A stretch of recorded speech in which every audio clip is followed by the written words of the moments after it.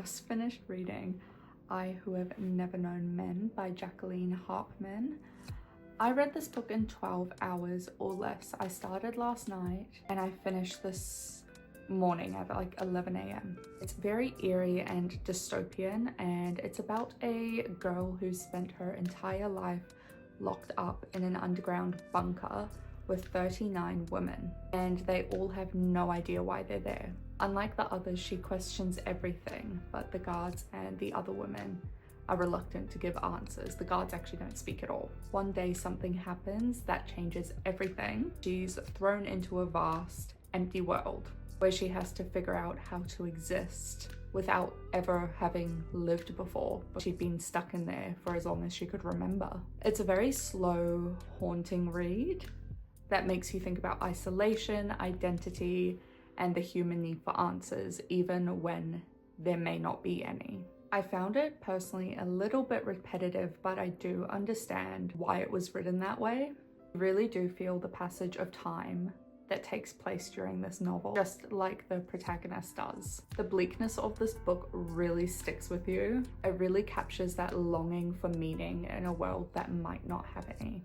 I feel empty after reading this book, and it probably wasn't the best option to read whilst being in burnout, but bleakness in the book, searching for answers and just having hope really shows like the human nature. I was searching for answers and it felt like I was kind of along with them on that journey of searching for something. I'm not going to give any spoilers or anything, but it is such an interesting read. Just be cautious that if you're already feeling empty inside, this definitely won't help, but it really does make you think. I just feel like after the first 50 pages, it was really repetitive and slow, which I understand why they would do that, but I just found the book could have been a lot shorter. That's why I gave it a 3-star, but I really love the structure of this book and the way that it actually makes you think about the human existence and what would happen if everything was stripped away from us. Really good read. Took me literally 12 hours and I would highly recommend.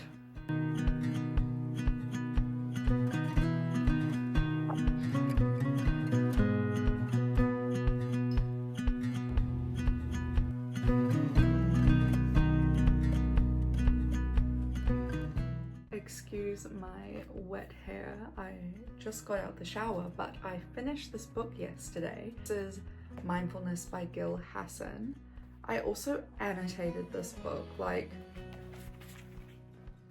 I was going in heavy with the annotations, but I truly, really did enjoy this book. Mindfulness by Gill Hasson is basically a simple, practical guide on mindfulness and being more present and aware in your daily life. It breaks down what mindfulness is, why it matters, and how small shifts in thinking can reduce stress, improve focus, and make life feel more balanced. I feel like this book couldn't have come to me at a better time. I really needed this refresher on mindfulness and actual practical steps to help me, and this book did exactly that. The book's super easy to follow and they do have exercises throughout the chapters. They also give you real life examples to help you slow down and be in the moment. I feel like this is a great guide for beginners or even people who want like a refresher on mindfulness. It's super straightforward. It doesn't overwhelm you with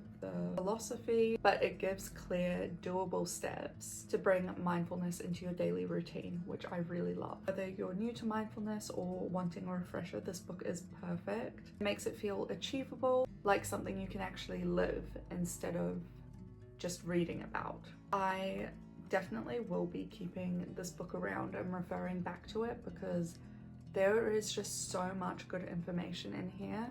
I want to read a few of Gill Hasson's other books. I know there's one on emotional intelligence and anxiety, which I think would be very beneficial for me. But yeah, I definitely recommend this book. It was a super insightful read and I definitely took a lot out of this book. It was so good. Highly recommend.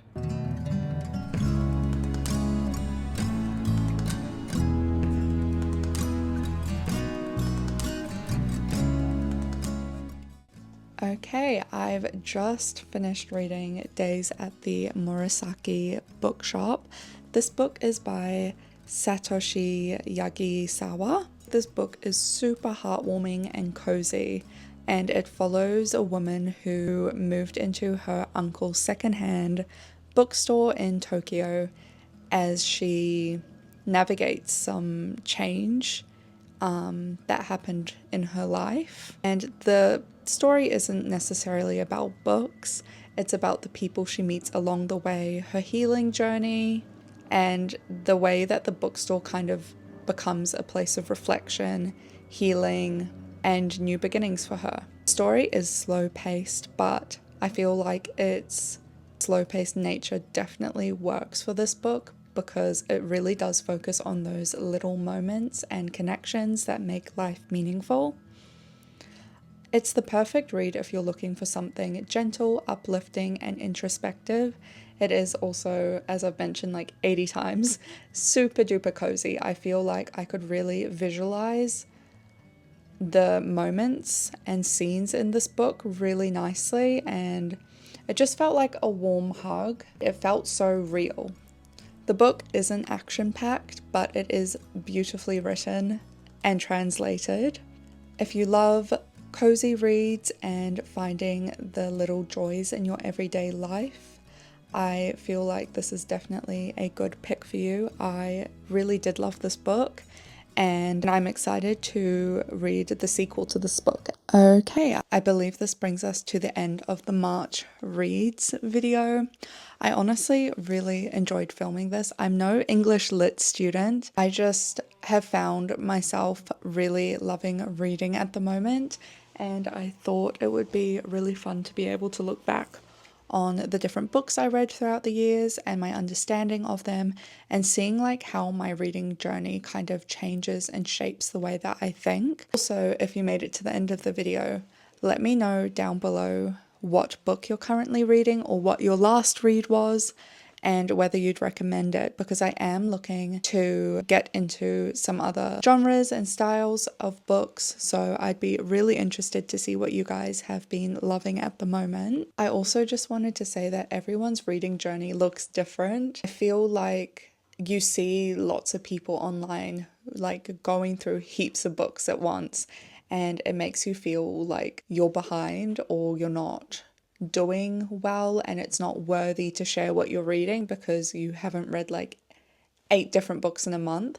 I feel like regardless of the pace that you read, it's actually what you take away from the books. Definitely each to their own, but personally I like to take my time with books. Most of the time I only read 1 to 2 books a month. I just managed to get through 3 this month, and that might not be a lot to people, but to me, like, that is a lot of books for a month. We all have such busy lives, and I'm really proud of myself for just making time to actually sit down and read and learn something new, or get lost in a book instead of doom scrolling. So I feel like everyone's reading journey is so personal.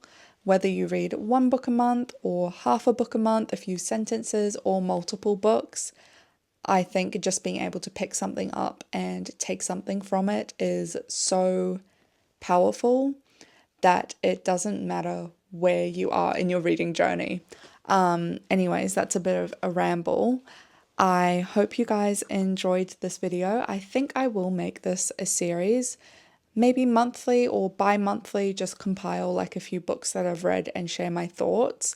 You have any reads that you've liked recently, please let me know down below. If you wanted to see more content like this, also please click the subscribe button to support my channel. I hope you all have a lovely rest of your day and week, and I'll see you in my next video.